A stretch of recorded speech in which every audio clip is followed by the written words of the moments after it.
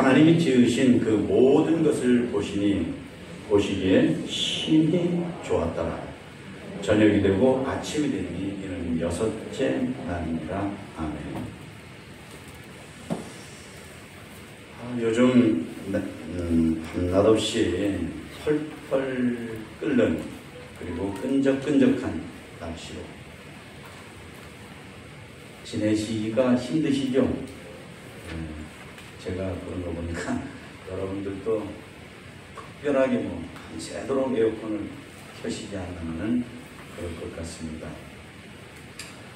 믿음으로 무더운 날씨도 기뻐하고 감사하면서 이겨내시기를 바랍니다. 과학자들은 이러한 날씨가 지구온난화 때문이라고 합니다. 어제 세계는 지금 하는 방송 프로를 보니까 중국 저장성에 홍수난 것을 다루고 있더라고요. 그런데 한마디로 무서워요. 야, 지하철 지하보가요 천정까지 차는 거예요. 여러분도 보신 분은 아마 공포감을 느꼈을 거예요. 그리고 지하철 내려가는 계단인데 이게 거대한 폭포인 거예요. 감이 어떻게 올라갈 엄두가 안 나요. 그리고 자동차들이 전부 다 배처럼 둥둥 떠다녀요. 배처럼. 그러더니 미국은 우리가 생각하는 큰 산불 있잖아요. 이게 거의 60군데가 그렇게 타고 있어요. 이게 다 온난화 때문에 일어나는 거거든요. 현재 지구의 대기권에는 이산화탄소의 농도가 400ppm이 넘는데 이건 지구의 평균 온도를 3도 이상 높일 수 있는 상태라는 거예요. 그 때문에 전에 없던 가공할 산불, 폭염, 해수면 상승, 싹쓸이, 태풍, 쓰나미, 산사태 이런 무서운 기상이변이 계속 연이어 일어나고 있고 앞으로는 더 심해질 거라는 거죠. 코로나도 그 가운데 하나라고 할 것입니다. UN 보고서에 따르면 현재 상태가 계속되면 2100년에는 우리들 여기 앉아있는 분은 생각이 짧은 분은 우리 다 죽으면 그 다음이네 이러실지 모르지만 참 그건 너무한 생각을 하시는 거죠. 2100년 지구 평균 온도가 6.5도 내지 7도가 상승할 것으로 추정을 해요. 그러면 지구의 육지의 3분의 1이 사람이 살 수 없는 땅이 된다는 것입니다. 해수면이 무려 40 내지 50m나 높아진다고 해요. 우리 교회도 십자가 10층이 약 30m거든요. 10층. 그럼 이거 몇 배나 높은 거예요. 그러면 전북, 충남, 전남 대부분이 물에 잠기고 세계의 주요 도시 3분의 2가 물에 잠기고 분산과 부안도 잠긴다고 합니다. 오늘에 보니까 부안은 아닌데 분산은 일부를 이렇게 가리켰어요. 지구상의 95% 생명체가 사라지고 심지어 생명력이 센 바퀴벌레도 앞으로 사라진다는 것입니다. 보세요. 이 모든 재앙은 우주 만물과 사람을 창조하신 하나님을 사람들이 무시하고 사는 데서 오는 결과라 하는 것입니다.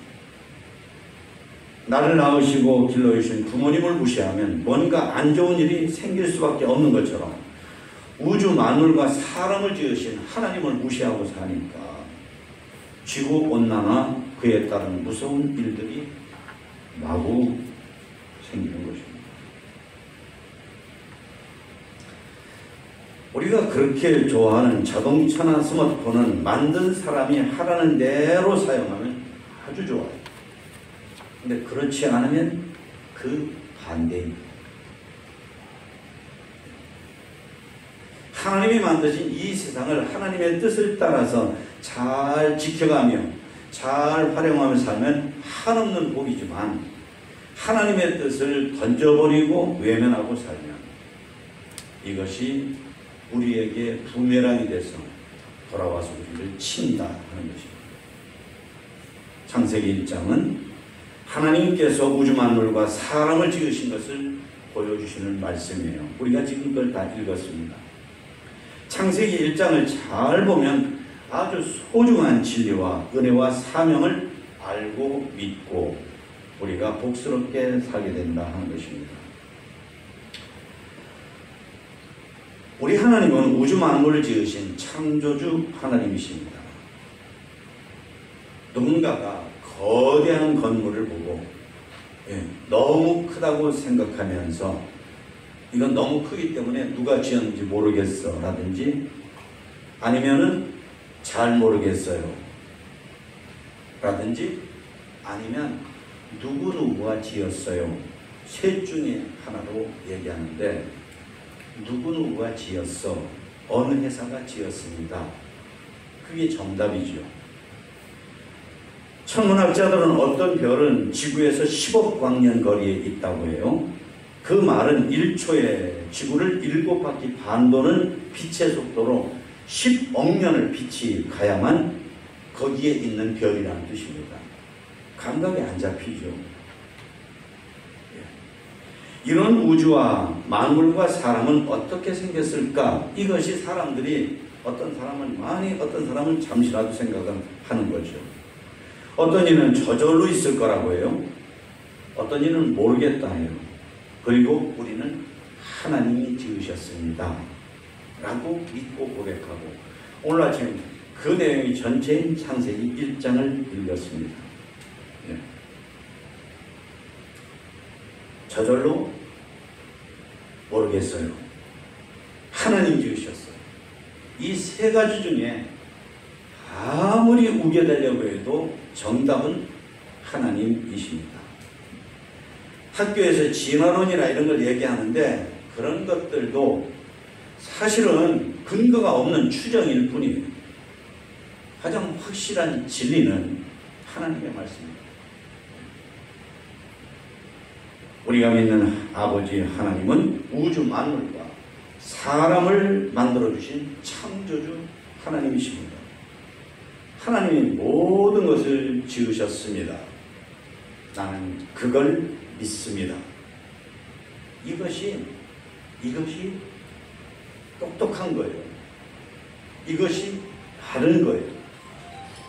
이것이 지혜로운 거예요. 그래야 우리의 역사라든가 인생이 제대로 풀려나가요. 이 모든 것이 저절로 생겼겠죠. 잘 모르겠어요. 이런 생각을 가지고 있는 사람이 어떻게 인생을 행복하게 살겠어요? 그렇잖아요. 우리가 믿는 하나님은 우주 만물을 창조하실 때 말씀으로 지으신 하나님이십니다. 못하실 것이 없으신 전능하신 하나님의 권세와 권능은 곧 하나님의 말씀하심에서도 나타납니다. 사람도 그가 어떤 사람이냐에 따라서 그 입에서 나오는 말이 힘이 달라지거든요. 이 거짓말만 하는 사람의 말은 아무런 힘이 없습니다. 있다 보면 나쁜 힘만 있는 거죠. 반대로 정말 진실하고 남을 위해서 살고 하나님의 뜻대로 사는 사람의 입에서 나오는 말은 확실히 다르죠. 하나님은 하나님이시기 때문에 그 입에서 나오시는 말씀이 능력이 있으십니다. 하나님께서 창조하실 때 먼저 빛으로 보면, 빛을 창조하실 때 아무것도 없는 상태를 대놓고 빛이 있어라 하니까 빛이 생겨났어요. 창조했어요. 그게 순종이에요. 이처럼 하나님께서는 하늘을 만드심도, 그리고 땅과 바다를 만드심도, 채소와 과목을 만드심도, 해, 달, 별을 만드심도, 그리고 모든 생물을 만드심도 말씀으로 창조하셨습니다. 그러므로 하나님의 말씀은 아주 소중한 것입니다. 하나님의 말씀에는 막강한 힘이 있습니다. 하나님의 말씀에 우리가 순종해야 합니다. 인생을 살아갈 때, 신앙생활을 할 때, 그랬을 때 우리가 하나님의 말씀에 순종해서 해야 됩니다. 하나님의 말씀에 순종하지 않고 인생을 살고 신앙생활을 하면 그거는 한때는 좋아 보일 수 있어요. 조금 길게 보면 10년, 20년, 50년은 좋아 보일 수 있어요. 하지만 나중을 보면 그 사람은 비참해요.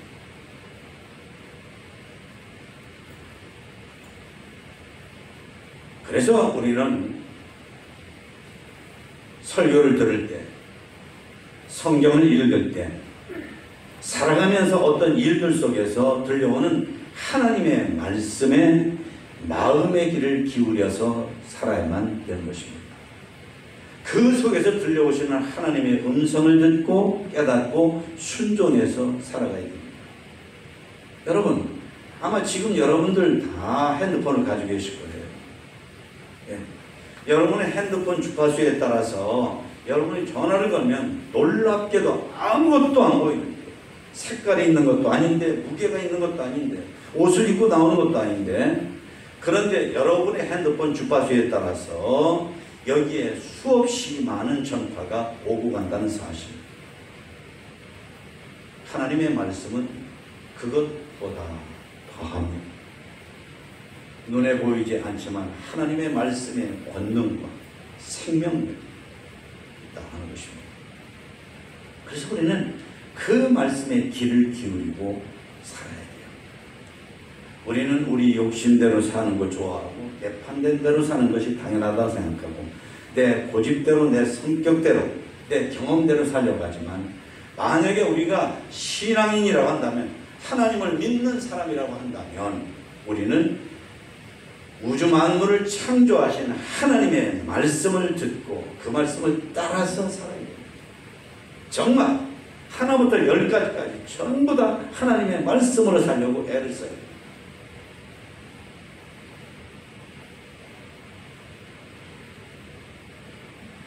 설교를 통해서 주시는 하나님의 말씀, 성경을 통해서 주시는 하나님의 말씀, 우리가 살아가면서 겪는 여러 가지 일들 속에서 들려오는 하나님의 음성을 끝없이 들어야 돼요.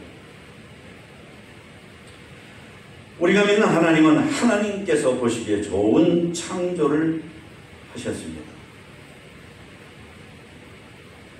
세상에서 제일 후텁지근한 중학교가 어떤 중학교인지 아세요? 제일 뜨거운 중학교. 연해중학교입니다. 연해중.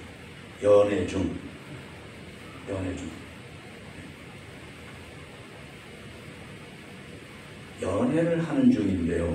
상대가 내가 좋아하는 옷 입고 나와요. 귀신같이? 왜 그럴까요? 사랑하니까 그 저절로 아는 거예요. 모든 관심이 거기에 모아져 있거든요. 마찬가지입니다. 연애주의이기 때문에 상대가 좋아하는 것, 내가 좋아하는 것을 알고 하는 것처럼,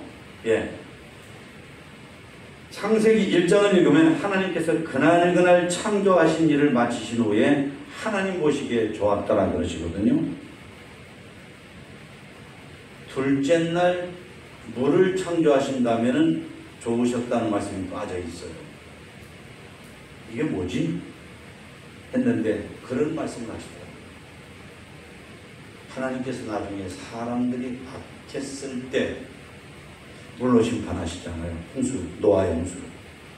그걸 아시고 가슴이 아프셔서, 물을 만드신 것 자체는 좋았지만 그것을 생각하시는 하나님이 가슴이 아프셔서 좋아하실 수가 없으셨더라. 그 해석을 하니까 실감이 나고 정말 먹먹해지더라고요. 그러니까 그날 빼고는 하나님이 하나님 보시기에 좋았다라고 다 말씀하십니다. 하나님의 창조는 분명히 하나님 보시기에 좋았습니다. 그것은 바로 그처럼 인간의 역사, 사회, 교회, 일터, 인생사, 가정생활 이 모든 것이 나가야 될 지향점 그리고 목표 가치가 다름 아닌 사람이 좋은 것 위주가 아니라 하나님께서 좋아하시는 쪽으로 하나님께서 좋아하시는 것을 전제로 그것을 소중히 여기면서 나가야 된다는 것을 보여주는 것입니다. 모든 것은 하나님을 기쁘시게 해드려야 되는 것이야함을 말씀하셔요. 죄는 개인이든 단체든지 간에 사람 좋아하는 걸 위주로 해요. 하지만 하나님께서 모든 것을 지으시면서 그때마다 보시고 좋아하신 것처럼 그 방향으로 나아가는 인생이어야, 가정이어야, 사업장이어야, 우리가 하는 프로젝트이어야 하는 것임을 말씀하고 계십니다. 기업이 사람을 채용하는데 사장, 회사 좋아하는 것을 잘하는 사람을 뽑습니다. 여러 가지를 이렇게 조건을 보지만 이 사람이 결국 우리 회사가 좋아할 일을 할 사람인가? 이 회사 총수인 사람이 좋아할 것을 하는 사람인가? 아니면 회사를 망칠 사람인가? 그걸 택합니다. 여러분, 하나님 보시기에 좋은 그런 삶을 살아가는 그런 사람인 우리 모두가 되시기를 기원합니다. 하나님께서는 사람을 창조하실 때 아주 특별하게 창조하셨습니다. 사람의 모든 만물은 말씀으로 지으셨어요. 그런데 사람만은 하나님께서 손수 만드시고요. 생기를 그 코에 불어넣어 주시고요. 사람만은 하나님의 형상으로 하나님의 모양으로 만드셨습니다. 그리고 우주 만물을 다스리게 하시고 복을 주셨습니다. 이건 사람이 하나님께는 아주 소중한 존재요. 아주 사랑스러운 존재임을 말씀하시는 거예요. 진리입니다. 사람을 그처럼 특별하게 만들어 주셨기 때문에 우리는 늘 그것을 믿고 생각하며 그에 맞게 나 자신을 생각하고 다른 사람을 대하며 살아야 됩니다. 첫째는 사람을 소중하게 대하고 사랑하고 함부로 대하지 말아야 됩니다. 그 어떤 사람의 소유나 지위나 학력, 외모, 건강, 연령, 출신, 피부색, 성별 이런 것들로 차별하고 우열을 가리고 그러지 않기를 힘써야 됩니다. 다른 거 없습니다. 모든 사람은 누구든지 간에 그냥 하나님께서 소중하게 창조하신 존재라는 것만으로 소중히 여겨야 됩니다. 우리는 거의 원초적 본능처럼 비교하고 따지고 이러고 나한테 잘하냐 못하냐 이거로 하거든요. 그러지 말고 모든 사람은 하나님께서 특별하게 만드신 소중한 존재, 하나님께서 특별하게 사랑하시는 존재, 이 믿음으로 사람을 대하시기 바랍니다.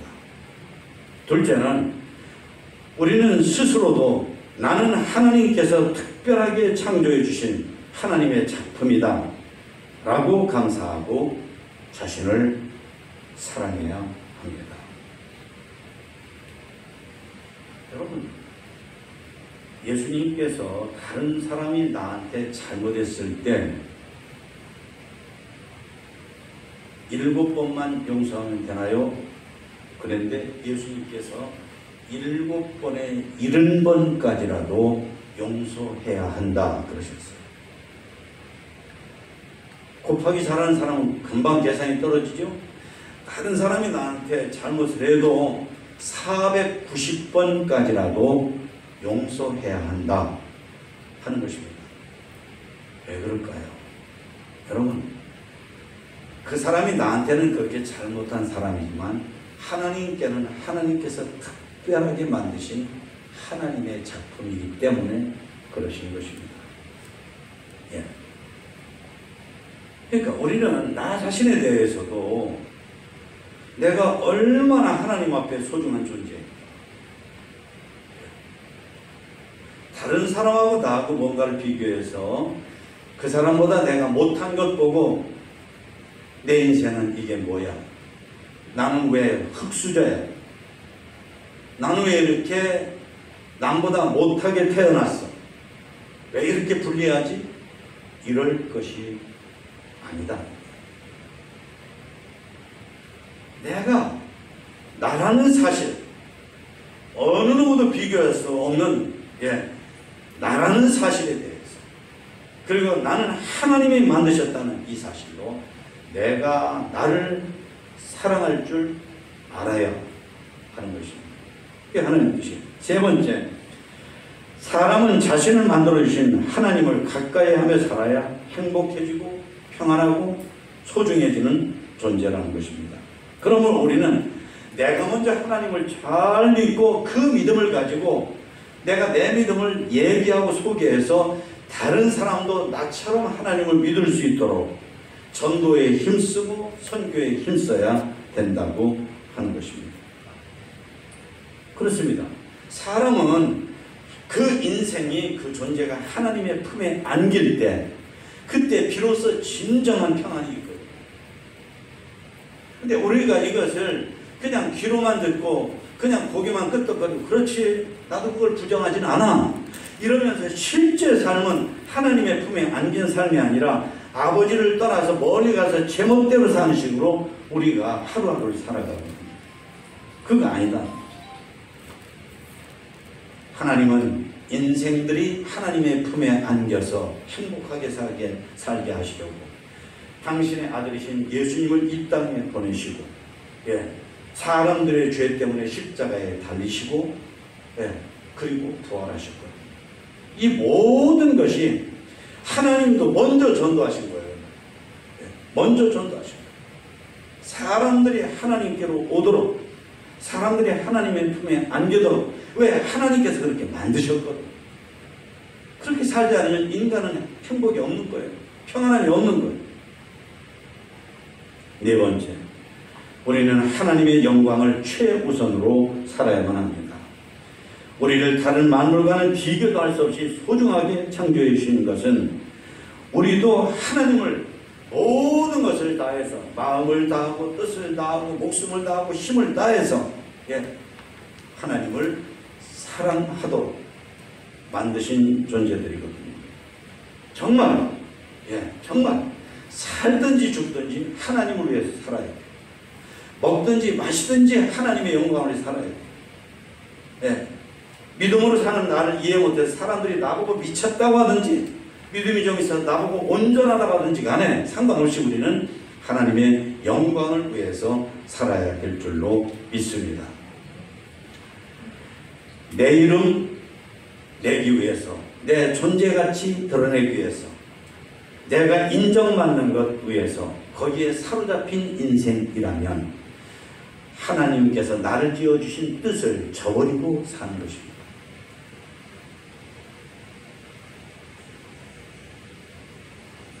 하나님은 창조하시면서 질서를 창조하신 하나님입니다. 천지만물을 창조하시기 전에는 땅이 혼돈하고 공허했다 하고 2절에 말씀하십니다. 이 혼돈이라는 건 질서가 없이 마구잡이로 헝클어진 뒤죽박죽 상태를 가리키는 말씀입니다.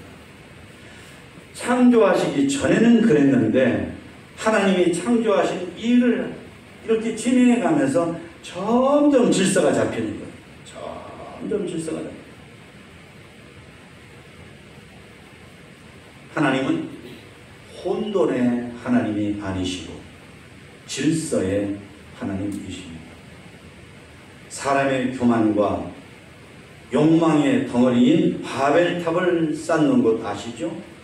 거기에는 처음에는 잘 되는 것 같았어요.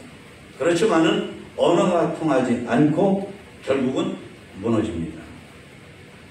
사람들이 각자의 교만으로 살고 욕망으로 살고 판단과 고집으로 살고 그러면 결국은 혼돈이 생기고 다 무너져 버려요.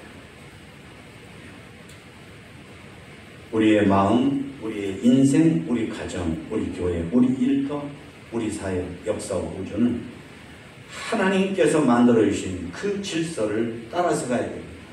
하나님이 만들어주신 질서를 소중히 여겨야 됩니다. 그래야 하나님께서 기뻐하시고 하나님께서 원하시는 것입니다.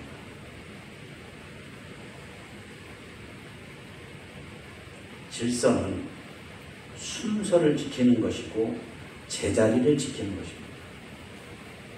여러분 보세요. 다른 옷 입는 게 아니에요. 똑같은 옷을 입는데 겉옷을 먼저 입고 그리고 거기다 속옷을 입고 나오면 그 사람은 죽는 날까지 잊을 수 없는 수치를 당합니다. 하나예요. 순서를 바꿨을 뿐이고 속에 있어야 될 것이 겉으로 나오고 겉에 있을 것이 속으로 있는 그거밖에 없어요. 질서는 제자리를 지키는 것이고 순서를 지키는 거예요. 근데 이것을 무시해버리는 것이 그렇게 정말 무섭다고 할 만큼 엄청난 결과를 가져옵니다. 우리가 진정 공부를 잘하고 우리가 진정 인생을 잘 살고 우리가 산 이 사회와 나라가 진정 단단하고 건강하고 우리가 인생에서 정말 행복하고 든든하게 살아가면 하나님이 주신 질서를 잘 존중하고 지켜야 됩니다. 마지막입니다. 하나님의 창조 세계 속에서 우리는 창조 신앙을 가지고 살아야 된다는 거예요. 구원받은 우리는 예수님 믿고 영생 얻고 하나님의 자녀가 되고 하나님의 백성과 하나님의 종들이 된 우리들입니다. 여기에 아주 중대한 진리와 은혜가 있어요. 그건 하나님께 구원받은 우리는 바로 우주 만물과 사람을 지으신 그래서 구원해 주신 하나님의 뜻을 따라서 살아야 되는 사람들이다. 그런데 본을 보이라 하나님이 우리를 먼저 구원하시고 먼저 교회 다니게 하시고 먼저 하나님을 믿는 신앙인이 되게 하신 거예요. 오늘 28절에 보면 땅을 정복하고 다스리라는 말씀이 있습니다.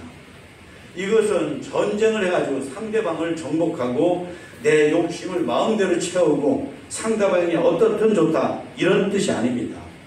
정원을 가꾸는 가드너가 정원사가 정원을 잘 가꾸고 농사를 짓는 훌륭한 농부가 농사를 잘 짓는 것처럼 이 세상을 그렇게 아름답고 유익하게 가꾸며 사는 일을 먼저 믿은 우리들이 하라는 것입니다. 그게 바로 창조신앙으로 사는 거예요. 뭐죠? 첫째는 하나님의 사랑과 은혜를 끝없이 감사해야 됩니다. 감사가 빠지면 가슴의 심장을 도려내는 것하고 같아요. 둘째는 하나님께 영광을 돌려야 됩니다.